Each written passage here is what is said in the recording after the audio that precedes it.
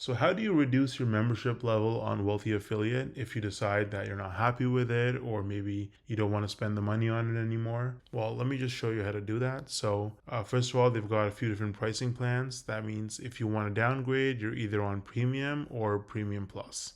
I can head over to my account here, and as you can see, I have a premium membership. And so if I click my profile here, I click account settings, and this window pops up. I'm covering the side here because it has my credit card information. So here you can click cancel billing and just follow the steps, or if you want to upgrade, you can click upgrade to Premium Plus.